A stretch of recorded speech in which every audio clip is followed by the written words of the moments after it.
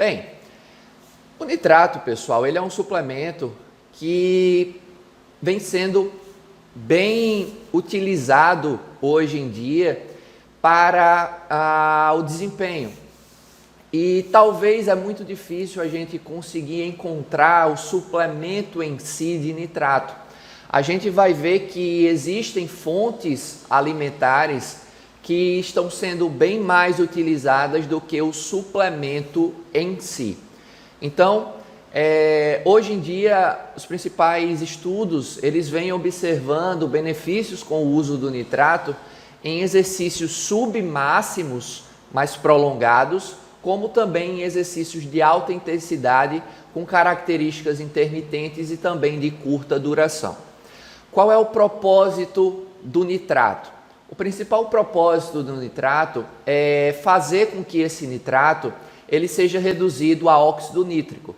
Então, espera-se que, com a administração do nitrato, eu tenha o aumento da produção de óxido nítrico. E qual é o fundamento pelo qual seria interessante que esse nitrato seja convertido a óxido nítrico? O óxido nítrico, pessoal, ele é um gás. Sendo um gás, quando ele estiver na nossa corrente sanguínea, esse gás ele vai ser expandido. E essa expansão desse gás vai fazer com que haja uma vasodilatação, porque um gás ocupa espaço dentro de um vaso sanguíneo. Então, à medida que ele está ocupando esse espaço, o vaso vai se moldando àquele gás, levando a uma vasodilatação. E então, com essa vasodilatação, nós poderíamos ter benefícios associados ao desempenho, já que eu teria um aporte melhor ali de sangue, de nutrientes, chegando pela corrente sanguínea até as minhas células musculares. Então, com o aumento do óxido nítrico, eu poderia ter uma melhora nas funções das fibras do tipo 2, diminuindo assim o custo de ATP pelo músculo, né? Ali fazendo uma espécie de economia de ATP pelo músculo devido a esse aporte de nutrientes, ajudando também na respiração mitocondrial, já que eu tenho um aporte maior também de oxigênio e de outros nutrientes chegando para essa célula muscular. Então, nesse caso, eu teria um benefício relacionado ao desempenho esportivo. Quando a gente pensa, né, no nitrato, nós pensamos, né, a proposta, a hipótese é que o nitrato consumido por via da dieta, seja ela por alimentação, seja por suplementação, esse nitrato ele seja reduzido a nitrito e logo em seguida seja convertido a óxido nítrico, certo? Então a proposta da administração do nitrato é que ele seja convertido a óxido nítrico, sendo um gás, ele vai sofrer uma vasodilatação, né? A principal proposta aqui que nós temos em relação à utilização desse tipo de suplemento. Não só isso em relação a esses benefícios, nós temos também a angiogênese, né, que seria um aumento ali da questão de quantidades de vasos sanguíneos, né, seria a formação de novos vasos sanguíneos, melhorando a questão da respiração mitocondrial, melhorando a questão da biogênese mitocondrial, que seria uma quantidade maior de mitocôndrias na célula muscular. E lembre-se que mitocôndria é a nossa usina formadora ali de ATP, então seria interessante esse aumento de produção de mitocôndria, visto que nós fabricamos muito ATP dentro dessa organela. Então a biogênese mitocondrial poderia também levar a uma melhor fabricação de ATP. O óxido nítrico também relacionado com a melhora de captação de glicose e também uma manipulação de cálcio do retículo sarcoplasmático, né? Pensando ali no cálcio dentro do músculo, favorecendo o processo da contração muscular. Então, todos esses aspectos relacionados a benefícios do óxido nítrico, quando a gente pensa no esporte, ele está relacionado com a melhora da resistência à fadiga, uma melhora na eficiência esportiva e, consequentemente, uma melhora no desempenho esportivo. Eu vou puxar um gancho aqui para falar de um outro suplemento que é muito comum a gente observar também no meio esportivo e que tem essa mesma finalidade do nitrato, que é a arginina. Nesse mecanismo, dessa figura que eu estou mostrando para vocês, a gente pode observar que a arginina ela também pode ser convertida a óxido nítrico. Possivelmente vocês devam conhecer também suplementos que tem como rótulo, né, ali arginina. E qual seria o propósito da administração de arginina? Ser convertido a óxido nítrico, gerando esses mesmos efeitos. A gente pode se perguntar o quê? Por que o nitrato ele está ali como forte base, né, forte evidência científica, e a arginina não? Já que os dois têm a mesma via ali para os dois formarem óxido nítrico no final das contas. Porque o nitrato é bem falado, enquanto a arginina a gente não tem essas evidências científicas. Bem, pessoal, essa via de conversão de arginina a óxido nítrico, os estudos, né, eles apontam uma biodisponibilidade aí da arginina na ordem de aproximadamente 1% para essa conversão. Ou seja, para essa arginina, né, ela ser convertida a óxido nítrico, ela precisa de uma biodisponibilidade maior, que hoje, né, os estudos eles apontam ser algo em torno de 1% apenas. Então, essa via hipotética de acontecer é muito baixo essas chances. A via mais interessante para que isso aconteça, que os estudos científicos mostram, é realmente a via do nitrato e não pela arginina. Possivelmente, como eu disse, vocês já viram suplementos de arginina e possivelmente eu acredito que vocês também já tenham visto suplementos de óxido nítrico. Aí você pode imaginar, poxa, eu posso tomar logo o óxido nítrico, né? Tem aqueles chamados NO Explode, né? Então tem suplementos à base ali, né, que tem como rótulo óxido nítrico. Mas pensem comigo, óxido nítrico é um gás, tá? Então não seria possível eu ter um suplemento de óxido nítrico, né, que é comercializado em pó. Isso não existe, tá? Então, quando a gente olha a lista de ingredientes desses produtos, que são chamados de óxido nítrico, na verdade, na sua composição, basicamente é arginina na sua composição, tá? E como eu disse, a biodisponibilidade de arginina para a conversão a óxido nítrico é muito baixa, certo? Então, a melhor via para acontecer isso realmente é a via do nitrato, sendo reduzido a nitrito e posteriormente convertido a óxido nítrico, ok? Quais são os principais protocolos de uso? Os protocolos de uso em relação ao nitrato, eles têm características, primeiro, de ser pré-treino, tá? Então, hoje em dia, as principais recomendações do uso do nitrato, ela se dá por vias de fontes alimentares e não em si do suplemento nitrato, tá? E a gente já vai ver o porquê disso. Mas as principais fontes alimentares que nós temos de nitrato são as verduras de folhas verdes e também raízes, incluindo espinafres, salada de rúcula, aipo e beterraba. Existem outras fontes que eu vou estar mostrando para vocês, mas as principais fontes são essas aí, em relação à quantidade de nitrato na sua composição. O que é que nós temos em relação aos benefícios do uso do nitrato? Esses benefícios eles acontecem após a ingestão, algo em torno de 2 a 3 horas após o consumo, tá? Numa quantidade aí de 310 a 560 miligramas de nitrato. Já vou mostrar uma fonte, uma tabelinha com fontes alimentares para que vocês vejam a quantidade ali em 100 gramas do produto no conteúdo de nitrato, tá? Mas veja, ele é um pré-treino, eu tenho benefícios agudos, ou seja, tomei agora, eu já vou realmente observar efeitos daqui 2 a 3 horas.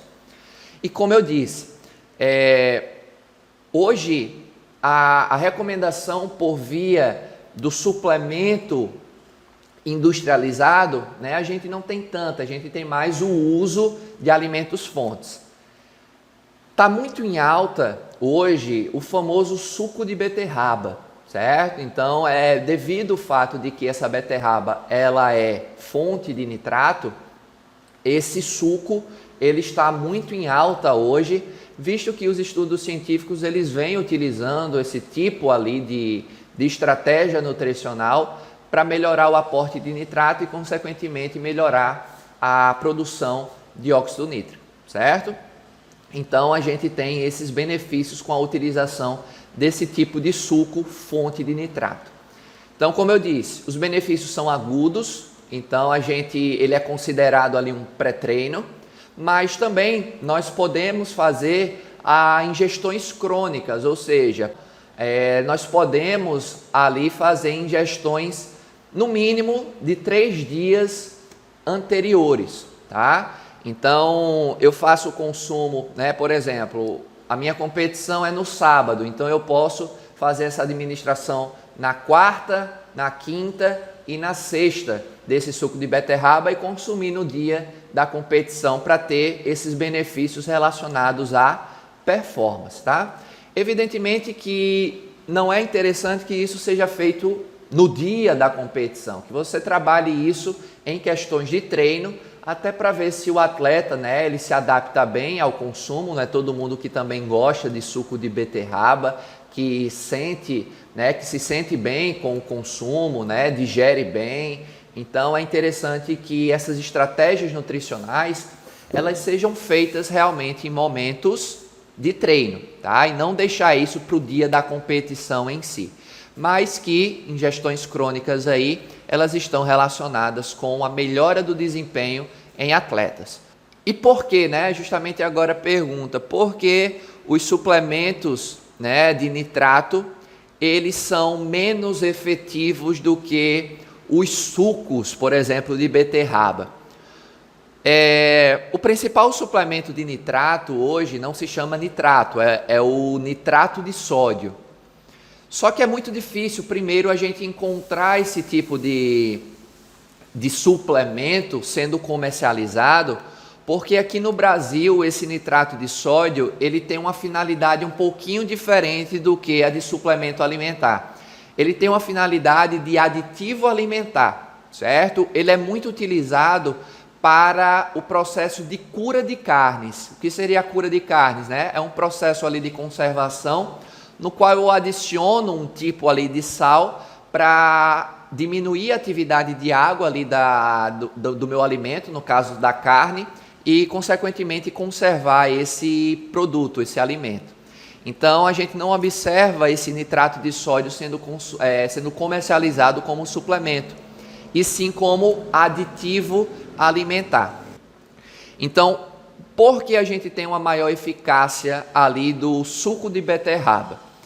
Lembre-se que para que o nitrato ele possa fazer o efeito, na verdade o que eu quero é que ele seja reduzido a nitrito e consequentemente a óxido nítrico. Esse processo ele envolve, né, a participação ali de algumas vitaminas, minerais que podem auxiliar essa conversão.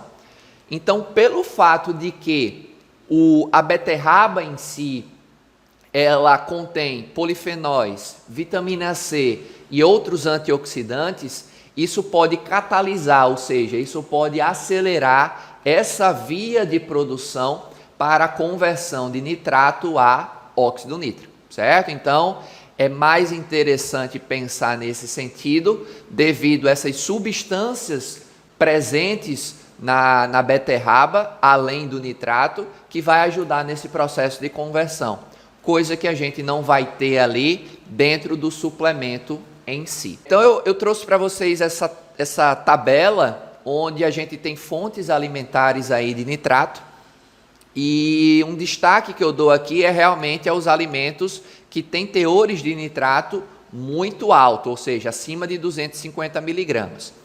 É bom eu ter essa noção porque quando a gente olha para as recomendações, ela varia de 310 a 560 miligramas.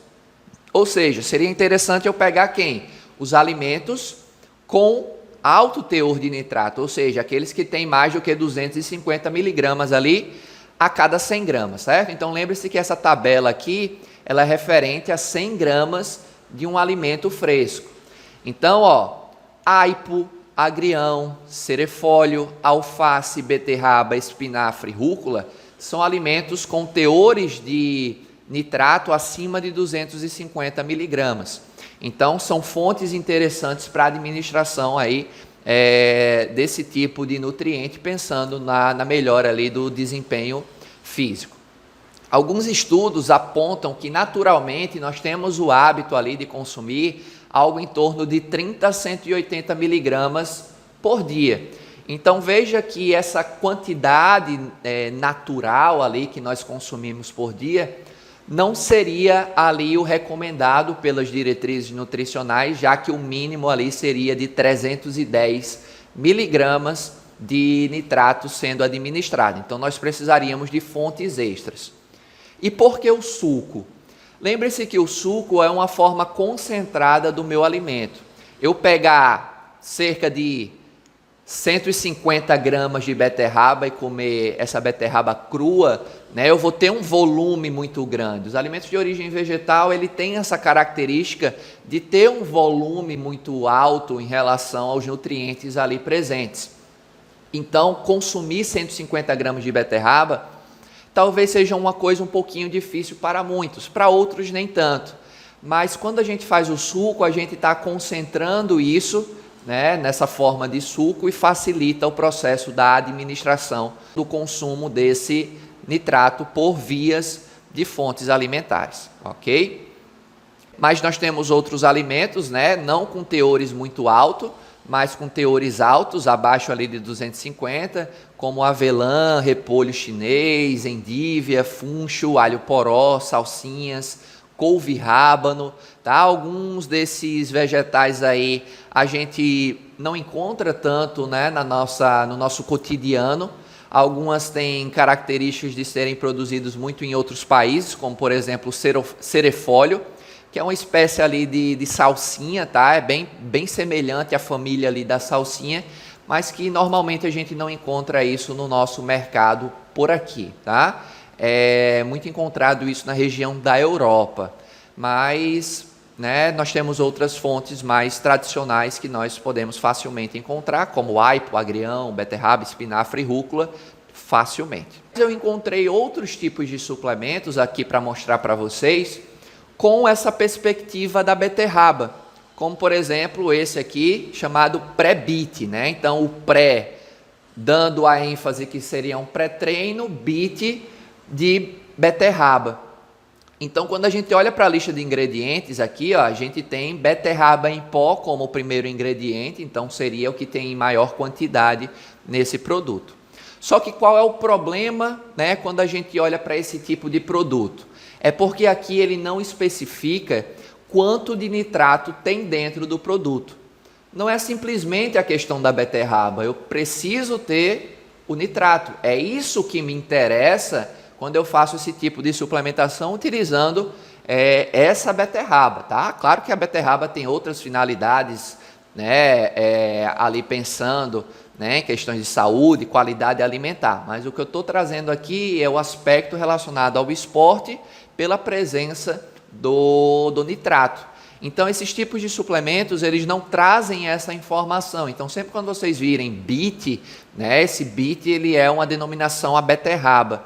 Então, eu achei outros produtos também, outros suplementos com essa mesma característica, Então, nós temos diversos produtos no mercado à base de beterraba, mas nenhuma delas, pelo menos na informação nutricional do rótulo desse produto, não trouxeram a informação de nitrato na sua composição, que é o que me interessa, certo?